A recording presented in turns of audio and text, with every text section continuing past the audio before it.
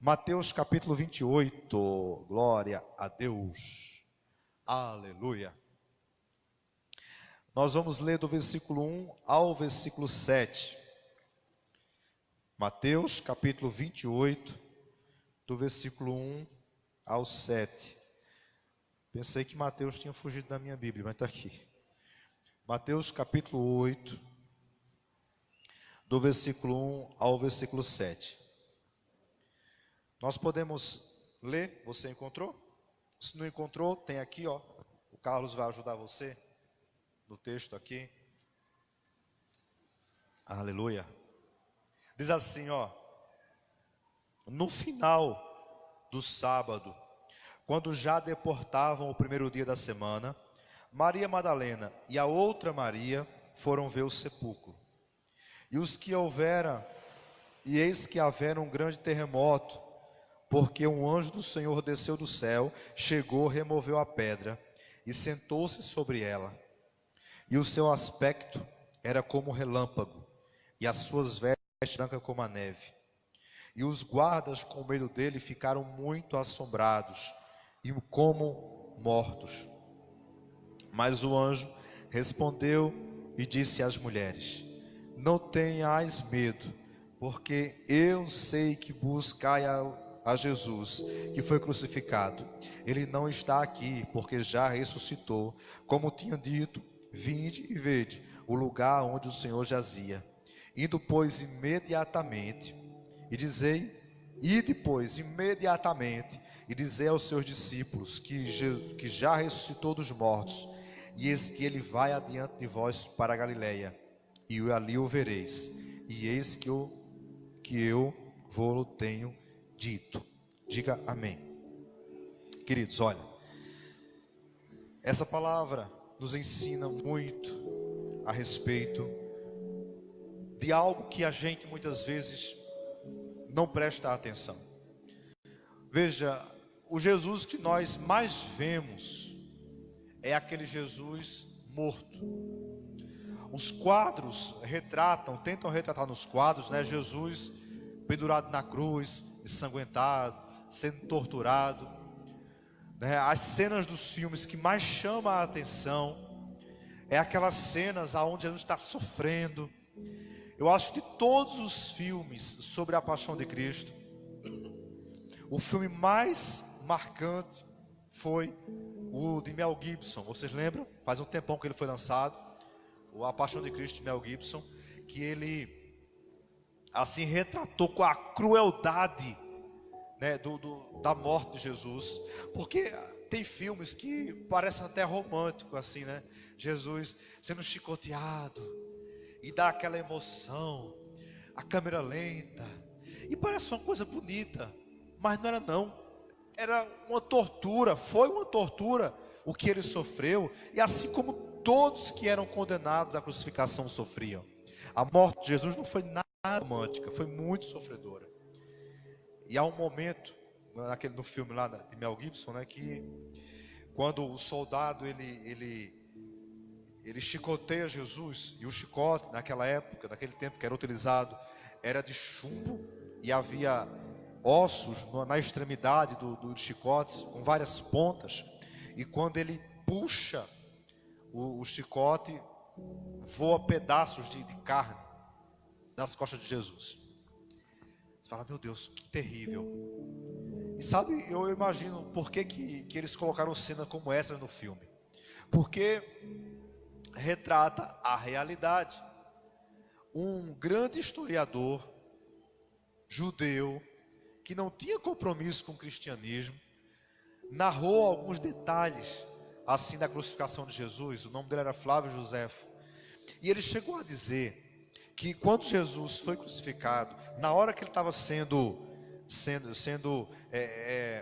chicoteado, e aí me faz lembrar muito o filme, houve um momento em que os órgãos internos dele dava para ser visto, dava para ver o pulmão de Jesus, de tanto que trucidaram Jesus. Esse é o retrato fiel do que a palavra de Deus diz. Ele foi esmagado pelos inimigos, pelos seus opressores. Só que Observe, gente, se a história tivesse acabado na sexta-feira, nós não estaríamos aqui. Jonathan, acertei? Jonathan, nome chique, Jonathan e Mirella.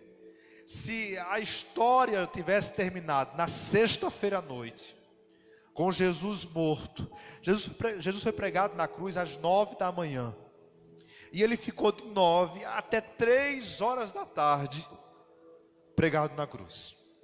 Durante esse tempo, ele perdeu todo, absolutamente todo o sangue do corpo dele. Muito sangue ele perdeu.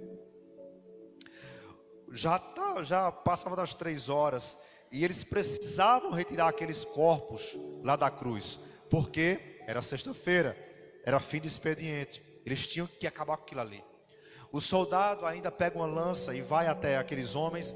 Ele vê que o primeiro está vivo. Então, quando ele vê que o primeiro está vivo, ele quebra as pernas daquele homem, e o corpo despenca, né, com as pernas quebradas. Então ele morre asfixiado. Ele vai no segundo, do outro lado, e percebe que ele está vivo ainda também. E ele acaba de matar aquele homem, até que ele eliminou. Mas quando ele chega em Jesus, Jesus já não está mais vivo, ele estava morto. Mas o diabo, ele nunca perde a viagem. Então o que é que o soldado faz? O soldado espeta Jesus, e diz a Bíblia que quando ele espeta assim um lado de Jesus, sai um restinho de sangue com água, porque já não havia mais sangue no corpo de Jesus. E naquele momento está escrito: está consumado. Aí você pensa, ou melhor, o inimigo pensou: vencemos Jesus. E é verdade, ele venceu Jesus na sexta-feira. Jesus terminou a sexta-feira derrotado, morto. Agora escute, vê que interessante. Todos nós um dia, caso Cristo não volte antes disso, seremos vencidos pela morte. A morte vai nos vencer um dia. Um dia nós seremos eliminados por ela dessa terra. Mas a morte não matou Jesus. É verdade. Você fala assim: bom, mas como? Pois ele morreu. Mas vê, não foi a morte que matou Jesus. A Bíblia fala que ele se entregou à morte, porque a morte não tem poder sobre Jesus. Mas ele declarou: está consumado, eu estou me entregando, eu estou entregando o meu corpo em sacrifício vivo. Quem entendeu até aqui diz amém, por favor. Na sexta-feira a morte celebrou, o diabo celebrou, o inferno celebrou. Matamos a Jesus, matamos o Filho de Deus, destruímos ele. Segue-se um sábado de silêncio. A Bíblia não fala nada sobre o sábado. Imagine como é uma casa depois de um dia de luto. Quem já perdeu parente sabe o que é isso. Sabe o que é um dia após o enterro. Sabe o vazio que fica, aquele sofrimento, aquela angústia. Você olha para casa e falta aquela pessoa. Mas foi um sábado que os discípulos viveram, que as mulheres especialmente viveram. Cadê Jesus? Está enterrado, está morto.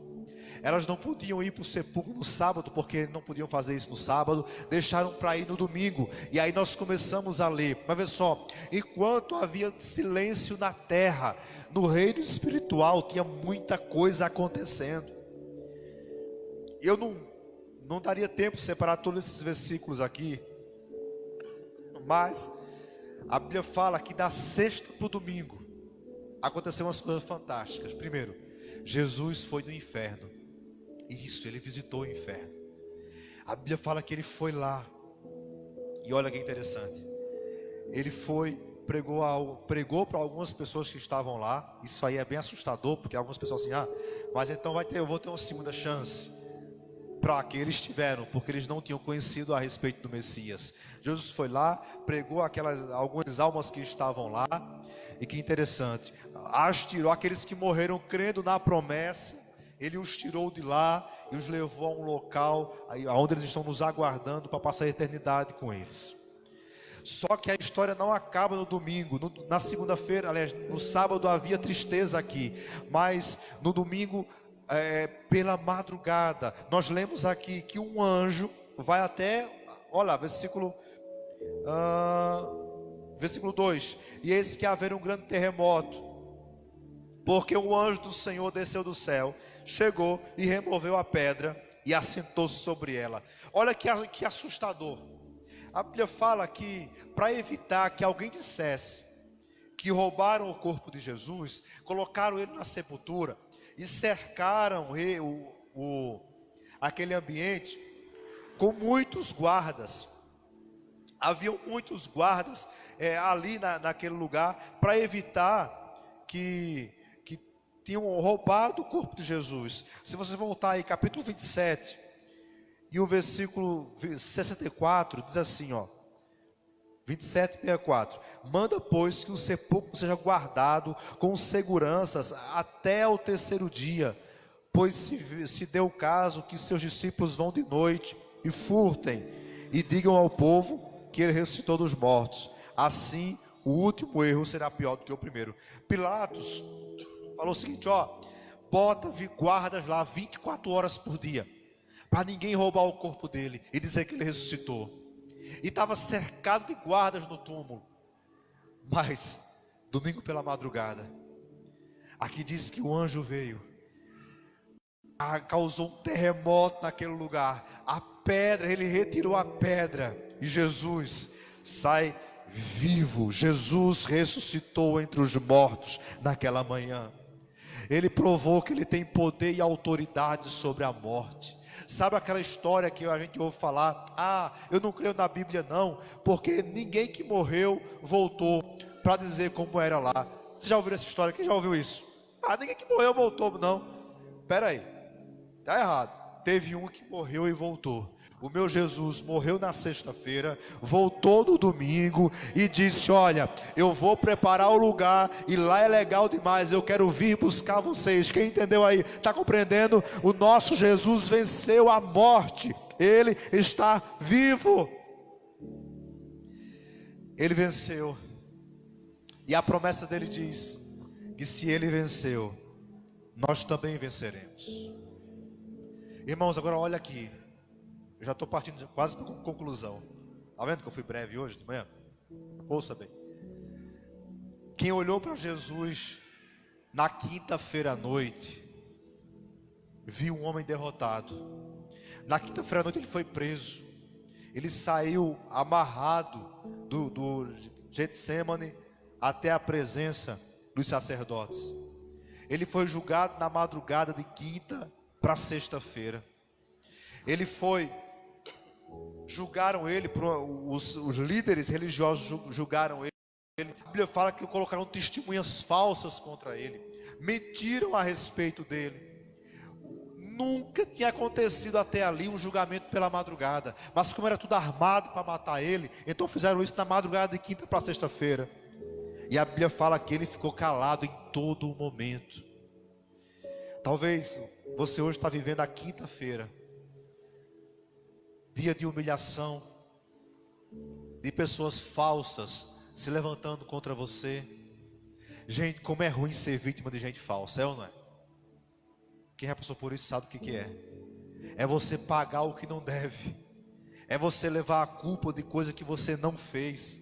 É gente armar contra você e você entender que você não tem nada a ver com aquela história. Olha, Jesus sabe muito bem o que é isso. Amanhece a sexta-feira, mandam ele para Pilatos. Pilatos fala assim, isso aí não é comigo, manda para Herodes. Arrastam ele para Herodes. Herodes falou, isso também não é comigo, volta para Pilatos de novo. Ele ficou para lá e para cá sendo arrastado pela cidade. E a multidão olhando, dizendo assim, não é ele? Olha lá, não é esse o profeta? Não é ele que curava as pessoas? Não é ele que fazia milagres? Por fim Pilatos prende ele e diz assim, o que eu vou fazer com esse homem aqui? A mulher de Pilatos, muito sábia, olha a diferença de uma mulher sábia. Ela teve uma revelação sobre Jesus, e ela de noite, ela sonhou com Jesus, e vai lá e fala assim, Pilatos, vem cá, bora conversar aqui. Eu sonhei com esse homem essa noite, e no meu sonho dizia que esse homem é justo. Não te mete com esse homem aí, porque ele é justo, você vai arrumar problemas. Mas a Bíblia fala que Herodes temeu o povo. Herodes queria agradar o povo, igreja. Muitas pessoas não fazem o que deve ser feito, sabe por quê? Para não agradar, para não desagradar as pessoas. Ah, se eu fizer isso, eu vou afastar os meus amigos. Se eu decidir andar com Jesus agora e a turma da balada, como é que vai ficar?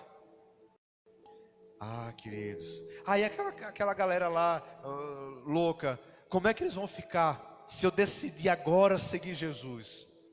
Já percebeu que isso não é de hoje?